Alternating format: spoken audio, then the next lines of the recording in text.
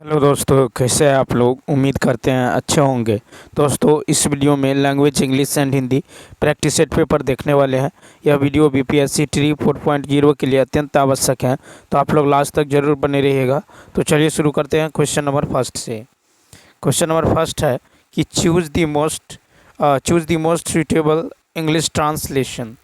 ताकि वह जो है 2 दिनों से बीमार है, वह 2 दिनों से बीमार है। तो इसका जो राइट आंसर हो जाएगा, ये हो जाएगा बी ऑप्शन, यानी he has been sick for 2 days. क्या होगा? He has been sick for 2 days. तो इसका बी ऑप्शन क्या होगा? राइट होगा। चलिए देखते हैं नेक्स्ट क्वेश्चन। नेक्स्ट क्वेश्चन है कि select the incorrect split word. Select the incorrectly split word. तो देखिए इसका जो राइट आंसर हो जाएगा, ये हो जाएगा सी ऑप्शन। क्या होगा? C option. तो देखिए इसका जो सही स्पेलिंग हो जाएगा, ये हो जाएगा PIERCING।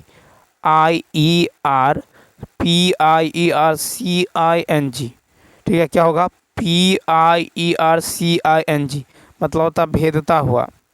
ठीक है, भेदता हुआ। तो PIERCING यानी भेदता हुआ। अन्य शब्दों के अर्थ यदि देखें तो देखिए यहाँ पे है PIE, पाई। पाई मतलब होता है गड़बड़ी। पाई मतलब होता है गड़बड़ी। ठीक है, PIE पाई। पाई मतलब होता है गड़बड़ी। उसके बाद देखिए SLEE के स्लिक। स्लिक मतलब होता है आपको आकर्षक। आकर्षक। उसके बाद देखिए आकर्षक या फिर चमकीला। उसके बाद देखिए यहाँ पे ITCH। ITCH इसका मतलब होता है खुजली। ठीक है, क्या होता है?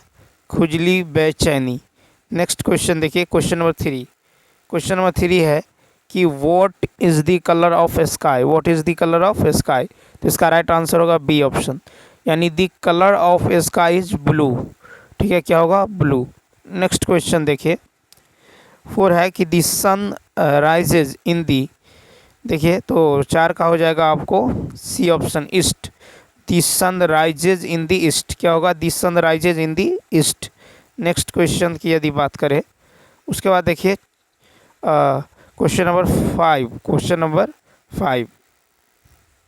क्वेश्चन नंबर 5 है कि select the option that can be used as one word substitute for the given group of words. कहता a person in love with himself. A person in love with himself. तो इसका जो right answer होगा, ये होगा B option, narcissist. Narcissist मतलब होता है अपने आप से प्यार करने वाला। ठीक है, अपने आप से प्यार करने वाला। प्यार करने वाला। ठीक है, अपने आप से प्यार करने वाला। अ person in love with himself, narcissist. उसके बाद देखिए अन्य शब्दों के अर्थ यदि देखें तो यहाँ पे है लूनेटिक। लूनेटिक मतलब होता है पागल। लूनेटिक मतलब होता है पागल। पॉलीग्लोट मतलब होता है बहुभाषी। पॉलीग्लोट मतलब होता है बहुभाषी। ठीक है, और उसके बाद देखिए स्टोइक। STOIC। स्टोइक मतलब होता है सुख दुख। सुख दुख। ठीक है, सुख दुख में समान रहने वाला। ठीक है, सुख दुख में समान रहने वाला। नेक्स्ट देखिए क्वेश्चन नंबर 6 है कि sister's son is. Sister's son is. तो इसका राइट आंसर होगा ए ऑप्शन, नेफ्यू। तो देखिए सिस्टर्स सन इज नेफ्यू, यानी ए ऑप्शन। उसके बाद देखिए सन मतलब क्या होता है? तो सन मतलब होता है बेटा। क्या होता है? बेटा। नीस मतलब भतीजी। ठीक है, भतीजी। नेक्स्ट क्वेश्चन देखिए 7।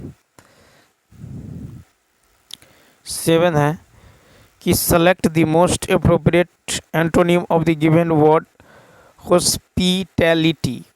तो देखिए हॉस्पिटैलिटी, इसका राइट आंसर हो जाएगा आपको हॉस्पिटैलिटी नाउन है। क्या है? नाउन है। इसका अर्थ होता है आव भगत। क्या होता है? आव भगत। ठीक है, आव भगत। तो इसका एंटोनिम हो जाएगा आपको सी ऑप्शन, यानी कोल्डनेस। कोल्डनेस माने होता है उपेक्षा करना। कोल्डनेस मतलब उपेक्षा करना। उपेक्षा करना, उदासीन व्यवहार, कूलनेस। ठीक है, हॉस्टिलिटी। उसके बाद होगा अलूफनेस, अन्य शब्दों के अर्थ यदि देखिए यहाँ पे है कोर्डियलिटी मतलब होता है कोर्डियलिटी मतलब होता है आपको सौहार्द। क्या होता है? सौहार्द। उसके बाद है रैथफुल मतलब होता है रैथफुल मतलब होता है आपको रैथफुल मतलब होता है प्रकोप। ठीक है, प्रकोप, क्रुद्ध, प्रकोप, क्रुद्ध वगैरह।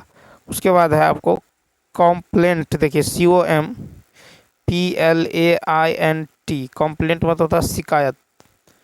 क्या होता है? शिकायत। नेक्स्ट क्वेश्चन देखिए 8।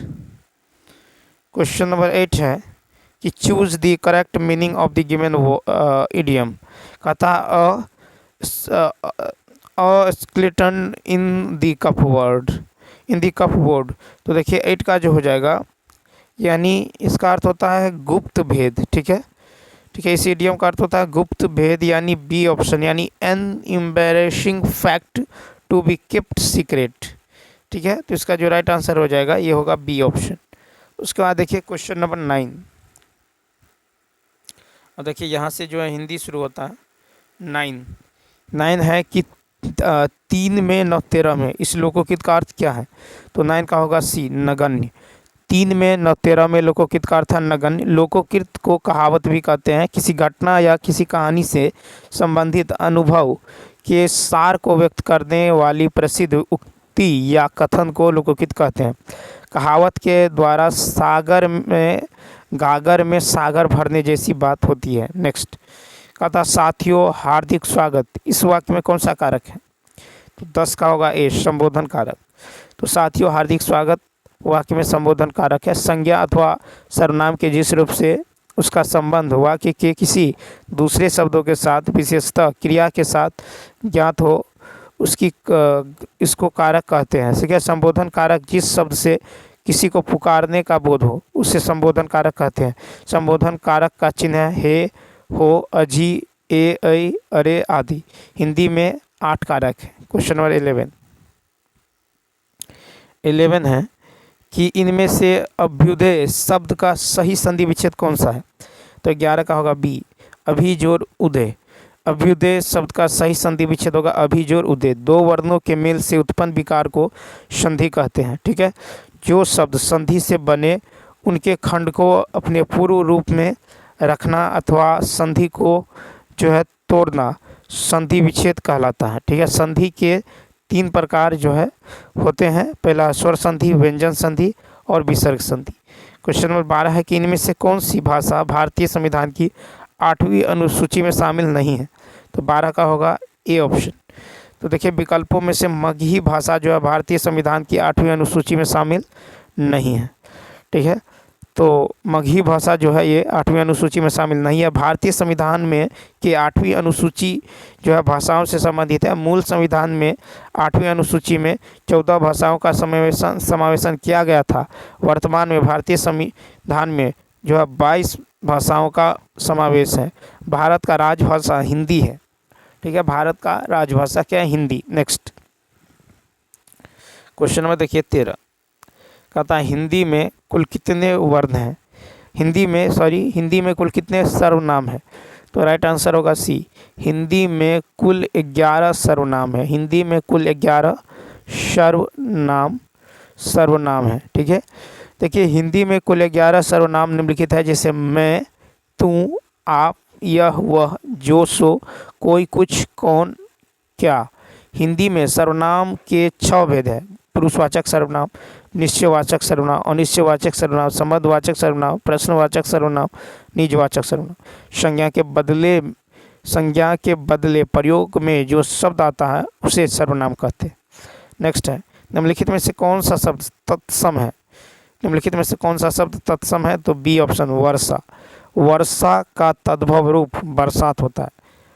वर्षा का तद्भव रूप क्या होता है? तो बरसात होता है। उसके बाद देखिए कि बारात तद्भव शब्द है जिसका तत्सम शब्द वर यात्रा है। हाथी तद्भव शब्द है जिसका तत्सम शब्द हस्ती है। आंसू तद्भव शब्द है जिसका तत्सम शब्द अश्रु है, अश्रु। नेक्स्ट क्वेश्चन देखिए 15 है इनमें से नयन शब्द में प्रयुक्त कृत प्रत्यय कौन सा है? तो 15 का होगा ई ऑप्शन। तो देखिए नयन शब्द में प्रयुक्त कृत्य प्रत्यय अन है, ठीक है। नयन का संधि विच्छेद होता है ने जोर अन, क्या होता है ने जोर अन, नयन। उसके बाद है कृदंत प्रत्यय का मुख्य 6 भेद है। भाववाचक कृदंत, कृतवाचक कृदंत, कर्मवाचक कृदंत, करणवाचक कृदंत, कृतवाचक कृदंतीय विशेषण और क्रिया धौत्रिक कृदंतीय विशेषण। भाववाचक कृदंत शब्दों के द्वारा क्रियाओं के भाव का पता चलता है। आन कृदंत का उदाहरण है उठाना, पिसान, मिलान, लगान, मकान, खदान, वर्तमान। नेक्स्ट 16 है, इनमें से किस वाक्य में अकर्मक क्रिया है? ठीक है, किस वाक्य में अकर्मक क्रिया है? D option. तो उपयुक्त में से एक से, तो देखिए सोना चमकता है तथा श्याम हंसता है। सोना चमकता है, श्याम हंसता है, इस वाक्य में अकर्मक क्रिया है। चमकना तथा हंसना एक अकर्मक क्रिया है। जिस क्रिया के व्यापार का फल कर्ता पर पड़ता है उसे अकर्मक क्रिया कहते हैं। जिस क्रिया के व्यापार का फल कर्म पर पड़ता है उसे सकर्मक क्रिया कहते हैं। सकर्मक क्रिया को द्विकर्मक क्रिया और संयुक्त क्रिया में बांटा जाता है। नेक्स्ट, शिवालय में कौन सा समास है? ए ऑप्शन, तत्पुरुष। शिवालय में तत्पुरुष समास है। जिस समास का उत्तर अर्थात अंतिम पद प्रधान हो उसे तत्पुरुष समास कहते हैं। कर्ता कारक और संबोधन कारक को छोड़कर से सभी कारकों में विभक्तियां लगाकर इसका समास विग्रह होता है। तत्पुरुष समास के मुख्यतः 8 भेद है। जिस समास का प्रथम पद संख्यावाचक और अंतिम पद संख्या हो उसे द्विगु समास कहते हैं। नेक्स्ट, इनमें से कौन सा शब्द पुल्लिंग है? 18। तो 18 का होगा ए, धनिया। तो देखिए धनिया जो है पुल्लिंग है। लिंग का अर्थ शब्द की जाति से है। संख्या के जिस रूप से किसी पुरुष या स्त्री का बोध होता है उसे लिंग कहते हैं। हिंदी व्याकरण में 2 लिंग हैं, एक तो पुल्लिंग और दूसरा स्त्रीलिंग। उसके बाद देखिए संज्ञा के जिस रूप से नर का बोध होता है उसे पुल्लिंग, और संज्ञा के जिस रूप से मादा जाति का बोध होता है उसे स्त्रीलिंग कहते हैं। 19 है कि सुप्त का विलोम शब्द क्या है? बी ऑप्शन, जागृत। सुप्त का विलोम शब्द है जागृत। विक्षुब्ध का विलोम शब्द है आपको अविक्षुब्ध, ठीक है। सुस्त का विलोम है चुस्त। सभ्य का विलोम होगा असभ्य। Next, question number 20। देखिए क्वेश्चन नंबर 20 है कि इनमें से कौन सा शब्द पराक्रम का पर्यायवाची शब्द नहीं है? पराक्रम का पर्यायवाची शब्द नहीं है, बी गरिमा। तो गरिमा शब्द पराक्रम का पर्यायवाची शब्द नहीं है। पराक्रम का अन्य पर्यायवाची शब्द है बल, वीरता, उद्योग, बहादुरी आदि। गरिमा का पर्यायवाची शब्द है गुरुत्व, गौरव, भारीपन, गर्व, ठीक है, गुरुता, श्रेष्ठता, महिमा, आदर, भारीपन, सम्मान, इज्जत, प्रभुता, ठीक है, महानता, प्रतिष्ठा, बड़प्पन। नेक्स्ट, क्वेश्चन नंबर 21 देखिए, आपसे अरसे के बाद मुलाकात हो रही है, इस वाक्य में किस प्रकार के क्रिया विशेषण का प्रयोग हुआ है? 21 का होगा ए, कालवाचक। आपसे अरसे के बाद मुलाकात हो रही है, इस वाक्य में कालवाचक क्रिया विशेषण का प्रयोग हुआ है। कालवाचक क्रिया विशेषण से समय का बोध होता है। कालवाचक क्रिया विशेषण का उदाहरण आजकल, कब, तब, जब, सवेरे, पीछे, पहले, कभी आदि है। परिमाणवाचक क्रिया विशेषण का उदाहरण यथेष्ट, ठीक, बराबर, जितना, इतना, थोड़ा थोड़ा, एक एक करके आदि है। स्थानवाचक क्रिया विशेषण का उदाहरण है सर्वत्र, पास, निकट, समीप, सामने, साथ आदि। क्वेश्चन नंबर 22, भयानक रस का अस्थायी भाव क्या होता है? सी ऑप्शन, भय। भयानक रस का अस्थायी भाव भय होता है। अलौकिक जो है आनंद स्वरूप को रस की संज्ञा दी गई है। आचार्य रामचंद्र शुक्ल ने रस को काव्य की भाषा काव्य ही आत्मा कहा है। रसों का राजा श्रृंगार रस है। श्रृंगार रस का 2 उपभेद है, एक तो संयोग श्रृंगार, दूसरा वियोग श्रृंगार। मुख्यतः 9 रसों का उल्लेख मिलता है। 23 है कि चोर वहाँ दीवार के पास खड़ा था, इस वाक्य में वहाँ जो है किस प्रकार का क्रिया विशेषण है? तो 23 का राइट आंसर होगा सी, स्थान वाचक क्रिया विशेषण। चोर वहाँ दीवार के पास खड़ा था, इस वाक्य के में वहाँ जो है स्थानवाचक क्रिया विशेषण। स्थानवाचक क्रिया विशेषण का अर्थ है कि इससे स्थिति और दशा का बोध होता है। स्थानवाचक क्रिया विशेषण से स्थिति और दशा का बोध होता है। ठीक है। दिशा बोधक जैसे दाहिने बाएं, आर पार, किधर। स्थिति बोधक जैसे सर्वत्र, पास, निकट, समीप, सामने। 24 है अघोष अल्पप्राण का उदाहरण कौन सा है? बी ऑप्शन क। अघोष अल्पप्राण का उदाहरण है क। ठीक है, क्या है? क है।